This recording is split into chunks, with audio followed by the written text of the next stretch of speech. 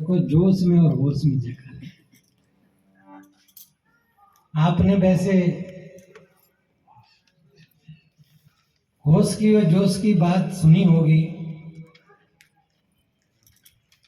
कुछ जोश में बोला जाता है, ताकत से,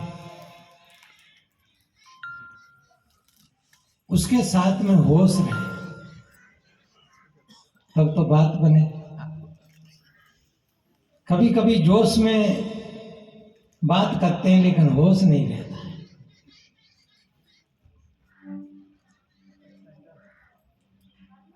होश और बेहोश, बेहोश आदमी देखे होंगे। अभी साहिब जी ने कहा नहीं बोतल की बात,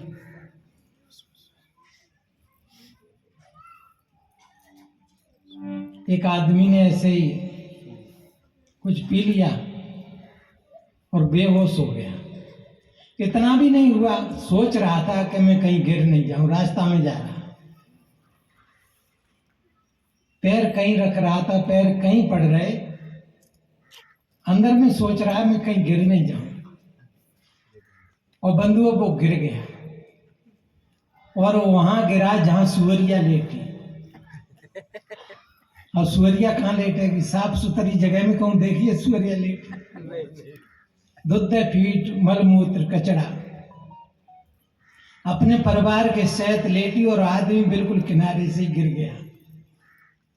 उसने पीछे को हाथ किया, सुअरिया के मुंह पे हाथ चला गया, समझ में नहीं आई बात, और उसने सरकाया, पीठ पे हाथ गया, नहीं समझ में आई। धीरे धीरे सरकाते सरकाते वो बाकी हाथ में पूंछ आ गई। कहने लगो पप्पू की अम्मा तुम रोजीना दो चुटियां बनाती, आज एक चुटिया कैसी बनी? बंधुओं, मैं बात वो कह रहा हूं, वास्तव में आदमी होश में होता तो पप्पू की अम्मा सुअरिया। इसलिए कहा है सावधानी हटी और दुर्घटना। तो जोश में ताकत से जयकारा लगाएं और जयकारे को भी सुने। मैं कहीं कंसुर तो नहीं बोल रहा हूं, लगाना अच्छा और हाथ उठा करके लगाना।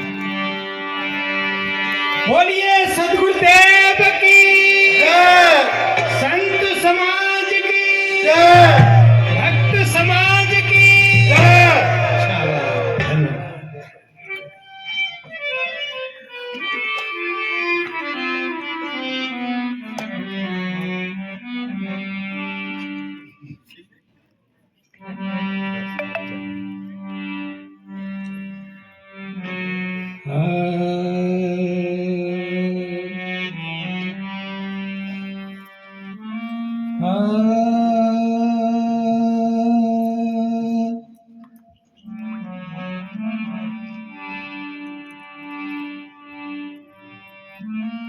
सतगुरु के दरबार में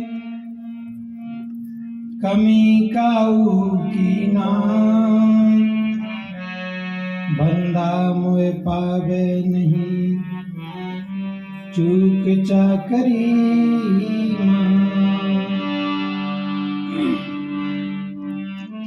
धरी कहूँ ढूंढे कहूँ वस्तु न आवे हाथ, वस्तु हाथ जब ही पड़े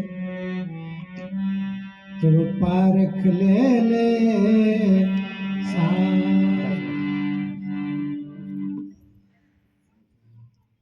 पूजनी संत समाज, धर्म प्रेमी बंधुओं, शक्ति स्वरूपा माता और बहनें,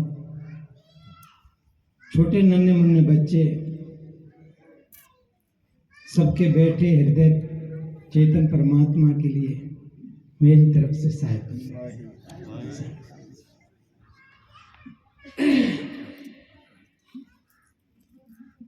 मैंने कल भी कहा था, किसी भाई को हमारे विचारों में कोई संशय हुई हो, कोई शंका हुई हो, तो फिर थोड़ी बात करें, और नहीं तो फिर मैं अपनी तरफ से निवेदन करूंगा। फिर कोई बात न समझ में आए तो फिर बाद में पूछ लें, या पहले पूछ लें या बाद में पूछ लें। और यदि कोई जरूरी पूछनी है तो फिर कभी भी पूछ लें, क्योंकि सत्संग इसलिए ही होता है, शंकाओं का समाधान हो जाए। और बंधुओं, जिसकी शंका का समाधान हो गया उसी की समाधि लगेगी। क्या होगा? अंतिम जो क्षण है वो समाधि है। समाधि जब तक नहीं होगी, समाधान जब तक नहीं होगा, तब तक समाधि नहीं लगेगी। और अंतिम वो ही निचोड़ है। तो जरूर संत समाज में पूछना ही चाहिए। प्रिय बंधुओं,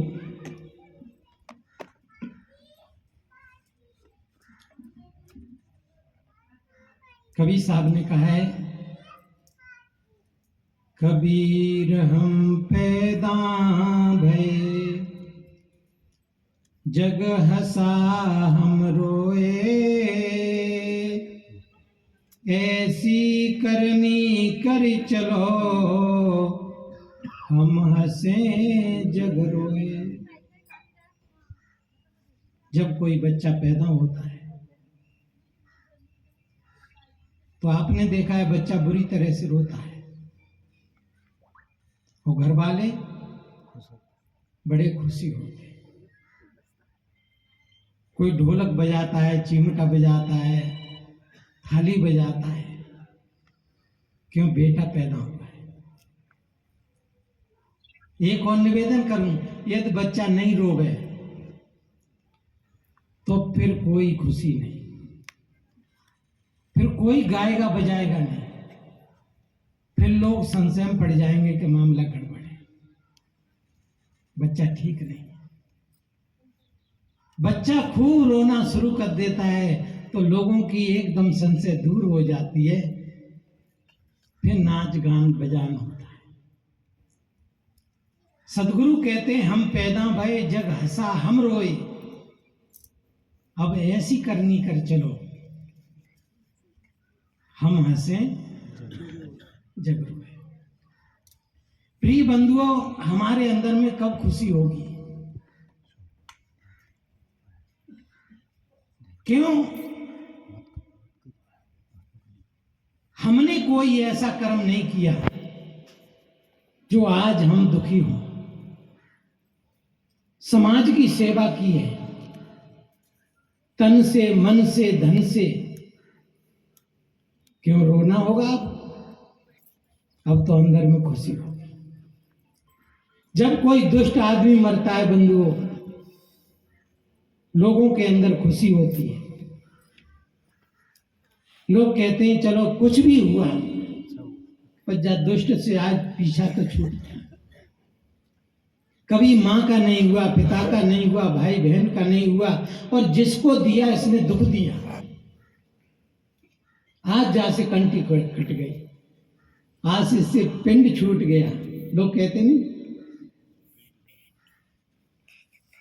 प्रिय बंधुओं, जब कोई सज्जन पुरुष दुनिया से विदा होता है तो लोग याद कर करके आंसू बहाने रोते। अब ऐसा देवता आदमी अब नहीं मिलेगा। प्रिय बंधुओं, वास्तव में ये जीवन हमारा होना चाहिए, क्योंकि हम मनुष्य हैं। इसलिए ही तो कहा है, बड़े भाग्य मानुष तन पावा। कह सकते गधा तन पावा, भैंस तन पावा, हाथी तन पावा? नहीं कहा, नहीं, क्योंकि पशु